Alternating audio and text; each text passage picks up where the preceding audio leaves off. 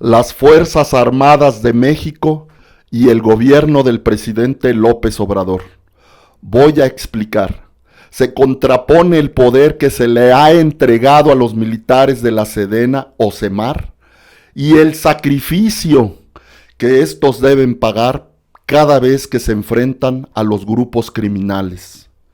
En cuanto al gobierno, no quiere ser la causa de la violencia y que han recibido la instrucción de que eviten a toda costa la confrontación. En consecuencia, las células delictivas han aprovechado la oportunidad para controlar el territorio y echar raíces en los estados de la República. Por tanto, hay datos duros. Mayo del 2022 fue el más violento debido a los registros de homicidios dolosos. Concretamente, hay videos subidos a las redes sociales por los mismos criminales donde se ve el sacrificio de la tropa de los militares.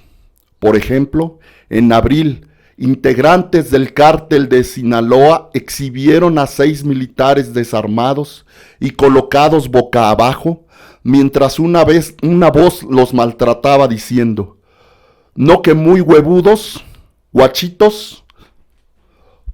Pongamos otro caso como ejemplo. Hay un video muy lamentable que se hizo viral el 11 de mayo.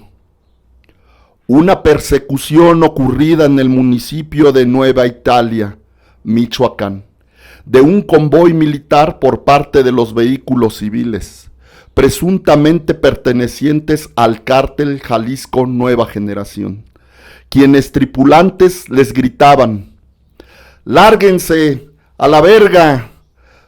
¡Tírale, puto! ¡Tírale!». Vistos estos sucesos por ideología presidencial, besos y no balazos, no responde con la violencia a la violencia. Se trata de una orden que rompe con el paradigma predominante en México. Después de los sucesos de Nueva Italia, el presidente López Obrador reiteró sus instrucciones. Cuidamos a los elementos de las Fuerzas Armadas, pero también cuidamos a los integrantes de las bandas. Son seres humanos. Así pues, en este intercambio entre el presidente y las Fuerzas Armadas, el día 16 de julio del 2019, cuando la Secretaría de Infraestructura, Comunicaciones y Transportes, SICTS, cedió parte importante de sus facultades a la Secretaría de la Defensa Nacional, SEDENA, al convertirse a esta dependencia en su principal constructor. En otras palabras, en su momento el encargado del SICTS, Javier Jiménez Espriu, reconoció que los ingenieros militares contaban con capacidades y recursos superiores para la materialización de las obras públicas que el gobierno de la República tenía como prioridad.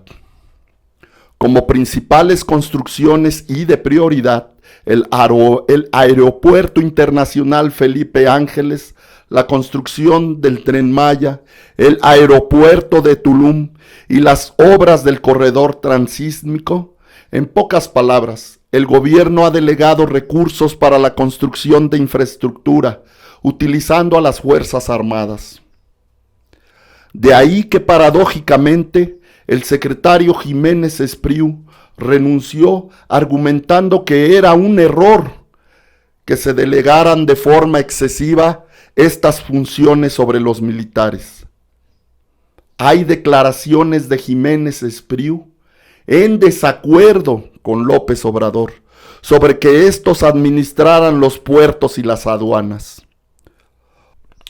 Por tanto, el mismo presidente le respondió que, por la corrupción que prevalece en los puertos y aduanas, por la entrada de contrabando y droga, se requería el apoyo de la Secretaría de Marina, Semar, para que se hiciera cargo de las costas, porque es una institución que, además del profesionalismo, van a poner orden. la suma de sucesos consolida un pacto político entre el gobierno del presidente y las Fuerzas Armadas. Al mismo tiempo de la construcción de obras públicas, las Fuerzas Armadas han contado con el respaldo incondicional en su uso sobre el territorio para hacerse cargo de la seguridad ciudadana y también para garantizar que la recién creada Guardia Nacional sea un maridaje más de la Sedena, donde los mandos permanecerán civiles relegados.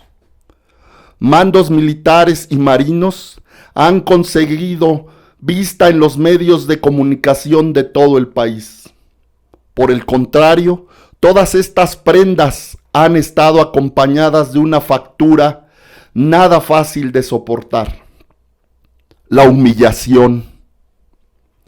Globalmente, los primeros 4 meses de este año, los militares, marinos y elementos de la Guardia Nacional han sido objeto de múltiples agresiones, según los diarios del país, los cuales se concentran en Michoacán, Tlaxcala, Oaxaca, Puebla, Guerrero, Hidalgo, Chihuahua, Sonora, Sinaloa y el Estado de México.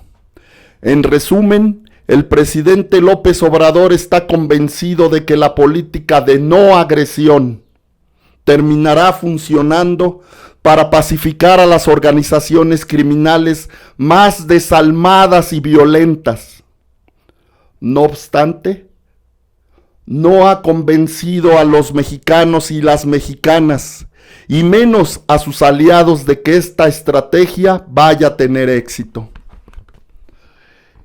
En cualquier caso, mientras la Cuarta Transformación mantenga su línea, es evidente que la delincuencia organizada echará raíces y toma control territorial. Por último, a la tropa los usan de meseros, y para los altos mandos hay recursos. O sea, la tropa es la que está pagando las humillaciones.